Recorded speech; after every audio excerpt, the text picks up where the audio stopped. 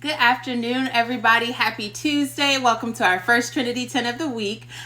This week, I am super excited because it's only one more week before my book, The Conscious Leader, is released officially on digital copy, and then the following week it will be available for print copies, and I couldn't be more excited. I feel like leadership is so multifaceted, especially in this climate with mental health. You have people who want to work remote, you have productivity boosting working from home, and then you have productivity boosting whenever the stats are ran for people working in office. So you have so many things going on in the industry. Some companies are closing, others are fully going remote due to the overhead savings. So it's so much going on with leadership, and I really wanted to create a project where you can put yourself into a leader's position, even if you're not fully in leadership right now, or if you are in leadership, you'll be able to see some options for you to handle your employees, or ways for you to view your trajectory and how you want to expand and grow, whether you're an entrepreneur, whether you're the head of a department, whether you're a supervisor or manager. You'll be able to find something in this book, if not a couple things in this book, to help you deal with your team, which is what I like to call them. I don't really like to call people employees. You'll be able to deal with your team in a way that gets you all on the same page, and once you're on that same page, you can achieve and knock out any goal you set for yourselves, but doing this all together. So that's a huge part of my book. I'm so excited about it. Like I said, the release is going to be on Friday, December 15th. So make sure you check all of my links and go follow me on social media so that you can get your digital copy.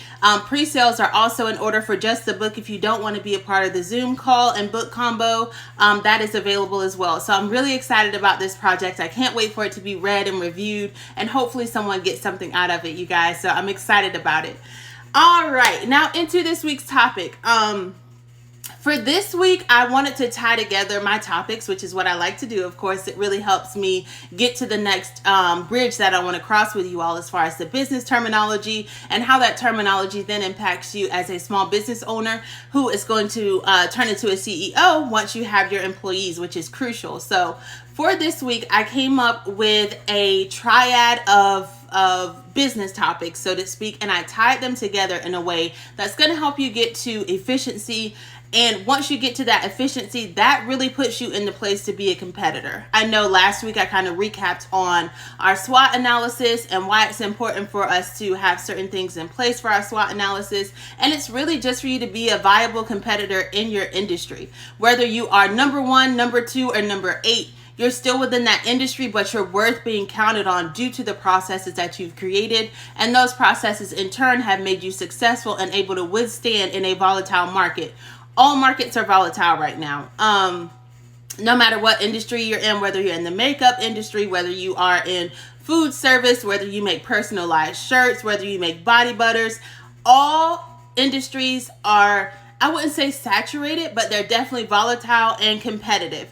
All you need is one influencer to say the right thing about your product and your sales could shoot up, right? But this is why I always speak about having your infrastructure in place before you spend money on advertising.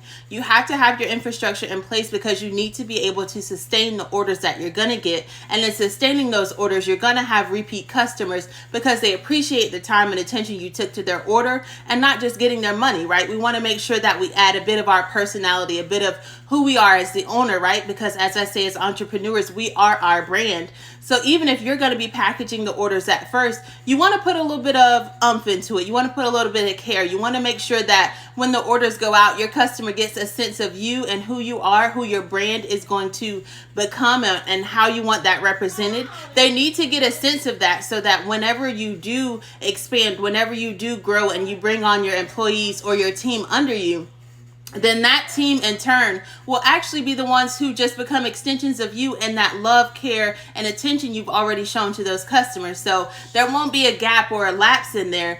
It will only be a continuation, as opposed to it seeming different now that the entrepreneur turned CEO is no longer in the day-to-day mix. You'll still get to set your standards and continue being at the top, or like I said, whether you're number 1, number 2, or number 8, you're still in a place to compete. So for this week, the 3 topics that I chose to focus on. Number one is going to be infrastructure. Of course, that is what I do. Infrastructure consulting is what I do. It's who I am. Infrastructure, sometimes for most people, is kind of the boring part, right? They want to get to, oh my gosh, I had this many sales. Oh my gosh, my profit went to this. Oh my gosh, my revenue for this month is 200,000, right? And they're on cloud nine. But I'm the person who comes in and talks to you about those contingencies. I'm going to ask you about what you've hedged to make sure that you keep that revenue coming in, but also keep a larger chunk of it as your profit at the end of the month, right? So that's what I do with infrastructure. And in my previous videos, we also talked about why infrastructure is important. Infrastructure generates your standard. Infrastructure generates your standard through KPIs, right? So you're going to set procedures in place.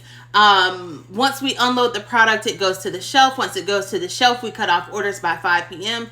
We do a cycle count and make sure we have enough to fulfill our orders. These are the things that I do with infrastructure consulting. And so from there, once you have that procedure set up, those standards set up, you now generate KPIs. Your KPIs are your numeric,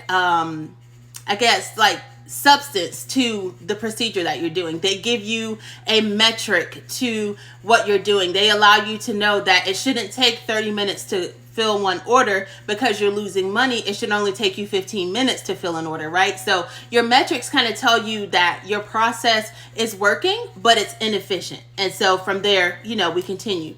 So when it comes to infrastructure and generating your KPIs, those KPIs become your standard, right?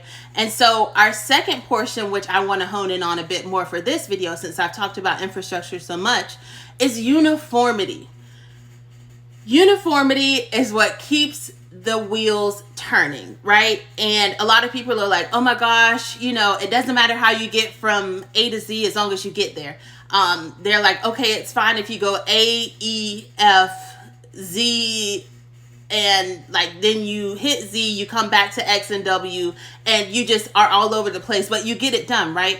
That is not what it takes when you're trying to run a well-oiled machine, a well-oiled company, to be a competitor within your industry. People who are at a place where they can be a competitor in the industry have tight infrastructure. That tight infrastructure then repeats over and over and over again until they have substantiated metrics. Those substantiated metrics then turn into uniformity because we have the metrics to back up what works. So when you do your business, when you have things moving, when you are in a place where you're adding on employees, that uniformity is going to save you so much money because you're not backtracking. You're not messing up orders. You're not messing up your delivery times. You're not redoing items. You're not I don't know if you cook, you're not recooking meals that are frozen and then sent out, or you're not leaving meals out that were once frozen because someone took too long to pack the order. There are so many things that happen when you have adequate infrastructure and then you let that infrastructure turn into uniformity, because now everybody knows what the standard is and how to get it done, what steps need to be taken, how we're going to get there. And if I'm the one who created the process, it does matter how you get from A to Z. There's a reason why I set up for B to come after A. There's a reason why I set up for C to come after B, and so on and so forth, because it saves us money in the long run. It keeps everyone in their position. Everyone knows their position, and in knowing their position, they're not crossing over another person, creating inefficiencies. They're not double touching product, right?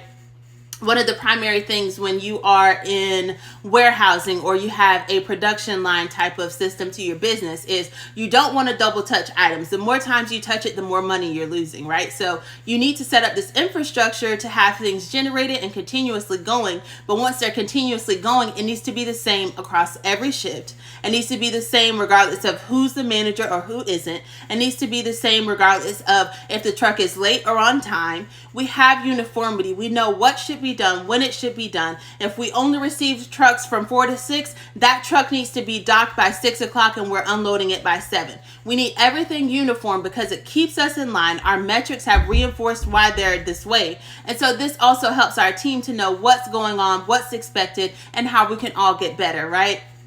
So again, Fredrina with Trinity Professional Group, part 1 of our infrastructure leading to uniformity. On Thursday's video, we'll see how uniformity leads to efficiency. And then again, I'll recap all 3 per usual. Again, my book, The Conscious Leader, is available for pre-sale now. The book officially comes out for digital copy on next Friday. And the following week, you will be able to get a printed copy.